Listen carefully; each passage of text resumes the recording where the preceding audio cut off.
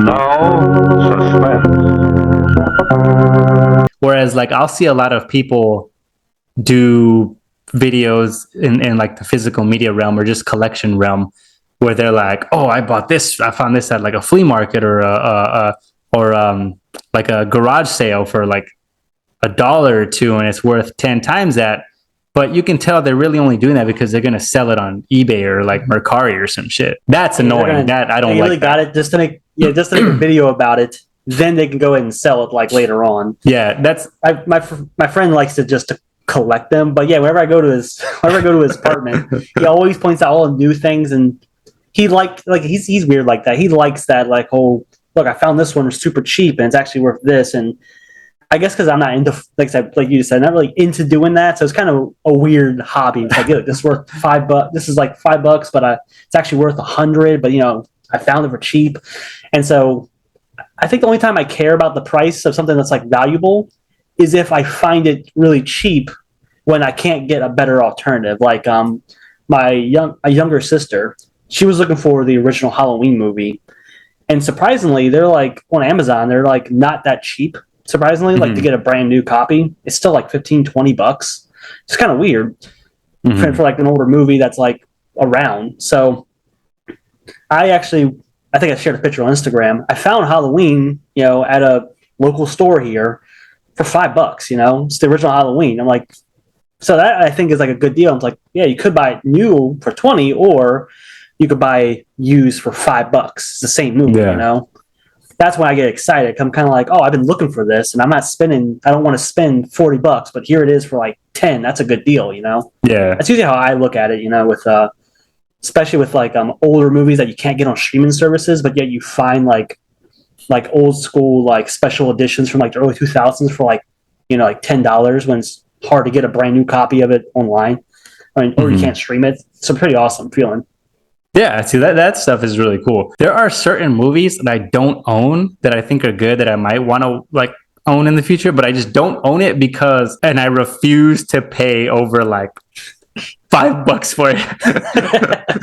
But I'm just like, no, I'm not paying more than $5 for this movie. So like when people ask me like, oh, do you have this movie? And I'm like, no. And they're like, how do you not have this? Because I refuse to pay more than $5 for it. Exactly. It's that's what sucks too with and now with like a lot of physical media getting like we talked about earlier, like getting less prioritized nowadays.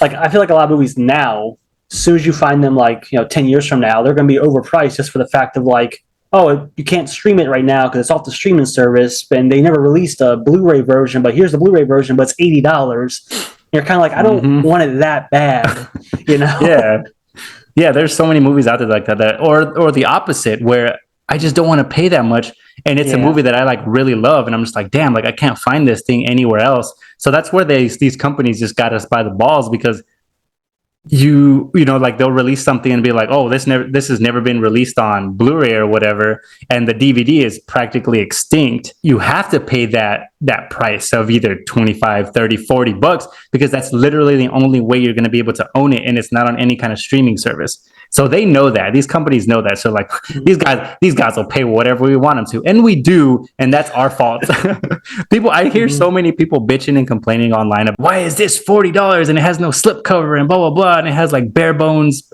bonus features. And it's like, bro, that's our fault because we keep paying for this shit. Vote with your wallet and don't pay for it. Don't buy it. And then they'll be forced to either drop the price or they'll just like start to rethink, reevaluate their prices. But if we keep buying this shit at the price that they want us to, they're gonna keep doing it. I have to buy like that movie. I don't know if you've heard of Drop Dead Fred. That movie came out. Yeah, that movie came out on Blu-ray. I had to pay like $30 for it. This is a niche ass movie. Not a lot of people know about this fucking movie, but I adore it because it's something that reminds me of my childhood. And I have to pay $30 for it because I can't find it anywhere else. Like recently, we talked about this a while ago. You asked me like a year ago, why is it I typically lean towards DVDs. And I think I mentioned it where I generally like to get Blu-ray copies if there are more features on it. That's when I will go toward Blu-ray, That's when I think it's worth it. But I know recently I kind of switched a little bit because I forgot what movie it was. I think it was Shang-Chi. I got it on DVD. I watched it. I'm kind of like, this looks not polished. And then I streamed it on Disney Plus. I'm like, okay, this looks much better. It's like now I can see the difference, and like if you were to get like a better quality version. So now I got it on Blu-ray, and it looks much better. Yeah. It's like I never paid attention to that stuff really until you really started pointing it out to me. I'm kind of like, oh yeah, I guess because a lot of the movies I watch are also older too, from like 80s, 90s, early 2000s, to where, yeah, Blu-ray release is nice, but like there's not that much you can really do with it, considering it's been really released on DVD in like the mid 2000s already, and they already remastered it already. So I've already seen like a good version, you know? Yeah, that's where a lot of my kind of unpopular opinions come in, and why a lot of people from the physical media realm don't really like me very much is because I call out a lot of that bullshit. Bro, there's only so much like there's only so much restoration you could do to something that was shot on film, like an actual film back like 40 years ago. There's not much you can do with it.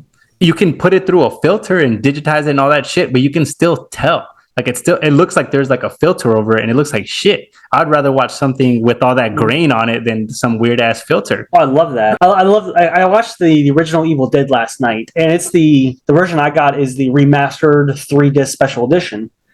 And now I seen the original Evil Dead like years ago when I was younger, and so I don't have much memory of it. But when I was watching this new one, which is that they have the widescreen version, they got the full screen version. So I watched the widescreen version, which is the enhanced version. I didn't care for it because they took out most of the grain and they brightened it up a little bit. So now a lot of the makeup effects looks not that good just because they brightened it a little bit. It's not as dark or contrasting. It's not grainy anymore. And so I thought it was crazy. So I watched like older clips that people had their VHS copies or whatever from the 90s. And it looks better, like the full screen version with like the grain on it and darker shadows. I'm like, this looks better.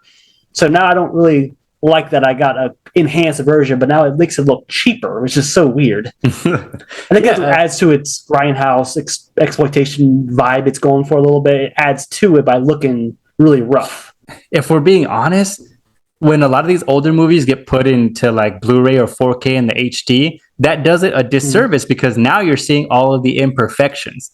You would not believe, I couldn't remember the last time which movie I watched where I'm so used to watching like the DVD version of it and it looked like shit, but I didn't notice how many flaws were in it until it got put on like 4K or Blu-ray, and then I see it and I'm like, bro, this looks like shit, because I can see all of like the flaws in it. I can see the makeup isn't that great. I can see a lot of like the wire work from, HD enhances everything, not just what you're looking at, but literally everything in the background and all that. So if something doesn't look good, something that looked pretty good on DVD, once they enhance all of that, there's movies I've seen where you can see like the actors like makeup and like blush and shit. And I'm just like, this looks bad. I do not want to see it. Or you can see like people's pores and shit, and I'm just like, I don't want to see this. I don't want to see George Clooney's pores. That's what's always so weird, where I try to read, like when there's like a Blu-ray release of an older movie, I try to read reviews to see like if there is someone who actually compares them. Like I tried looking on YouTube before, but like you said, there's so many people who just generally just get excited because it's a 4K collectible, and then they start sucking it off. They don't really describe the differences, So you're kind of like, well, is it actually good? Exactly. Is it a good, like, is this better than the alternative, or should I just look for a DVD from like the 2000s instead? Would that be a better option? Which most of the time for older movies it kind of is, but for some of them, like a lot of Hitchcock films, I'm happy they cleaned up a lot of those because they don't really have a lot of crazy effects in them anyway. A lot of it is just like, people on a soundstage in a couple of rooms most of the time with a projection background. So it's like, I think those work fine when they touch them up, but same thing. They're from the 40s to the 60s and 70s. So it's only so much you can do anyway. So people get so excited about like, oh, this old ass movie is coming to 4K. But is it going to look that good though? Is it worth the price of paying like $30, $40 for a movie that is like barely even that much better than like the first release on Blu-ray or DVD or something like that? That's why, even though I do tend to buy a lot more 4Ks nowadays. Here's the other thing too, that not a lot of people will tell you. It also depends on your setup. If you have like some 32, 40-inch TV in your room, 4K is not going to help you. It's not going to look any better. especially with like especially like with if you buy a 4K player, a lot of your Blu-rays will upgrade to 4K on its own because that's what it's supposed to do. So a lot of your Blu-rays themselves will look really good. They'll be like, "Oh, look at this movie, it's on 4K." And I was like, "Yeah, but is it any the transfer? Is it any good?" They won't tell you that. But also they won't tell you is that depending on your setup, your 4K might look like shit, or it might not even look that good, or it looks really good. Your tech and stuff is like top notch. Like there are people who do like 4K reviews or whatever, and they got like $1,000 sound system, $2,000-$3,000 TV. Like most of us don't have that shit. So you could tell me everything in the world, like, oh, this looks really good, this sounds really good, Dolby Atmos and all this other stuff. But like, bro, I don't have that. I'm running off of like a regular TV I bought at Walmart on Black Friday. Like that doesn't help me much. I think we talked about it too, because I remember like a year ago. So the TV I have is from like 2010, maybe. It was given to my brother, and my brother gave it to me when I moved out. So it was already an old TV when I got it. Because when I moved out in 2015, that's when he gave it to me. And I have the same one. It's a low brand. It's Element. I don't know if you've ever heard of them. Yeah. Yeah. Okay. So it's very low brand. I think it's a 40-inch TV. But I remember I told you where I actually went through the settings and actually changed it to like a bunch of different recommendations I watched online. And it greatly enhanced the picture. So it does look much better. But at the same time, it's still a 12-year-old HD TV where it's one of those like, where it's flat screen, but still like that thick on the side, So it's like, oh, it's a flat screen, but still weighs like, 30 pounds, 40 pounds. Yeah. And so it's like same thing where it's like, oh, like you can put in, I could play a 4K movie, but like I don't have the setup for it, so it wouldn't matter anyway, My computer monitor has better resolution. I think my computer monitor is like 1440p or something like that. So it's way better than my TV, which I think its output's only 1080p. Yeah. Max. Yeah, that's it. Yeah. And don't fall for that 8K stuff, man, when that comes out, because like if you know anything about like the human body, you would know true 4K, and then a lot of stuff isn't even filmed in true 4K anyway, besides like a few movies that have even come out, which is like Gemini Man. If you've ever seen Gemini Man, like the 4K of that is probably like the greatest looking 4K in existence. The movie itself isn't great, but the fact that it was shot specifically in 60 frames per second and it looks absolutely amazing, especially if you have a really good 4K setup, it's like phenomenal. So that one's is like I think, in my opinion, that's like the best looking 4K in existence. Was The Hobbit shot in 4K and like 48 frames or something like that? Yeah, that movie made people sick when it came out. I didn't see it in the 48 frames when I saw it. Apparently, there was different theaters that had different viewings, so I never saw it in 48 frames. Yeah, but like even with that, see, the thing is about like 4K. That's pretty much it. That's the peak of visual entertainment that we're ever going to get, because it's true, because true 4K is shot, it's 60 frames per second. The human eye can only see up to 60 frames per second.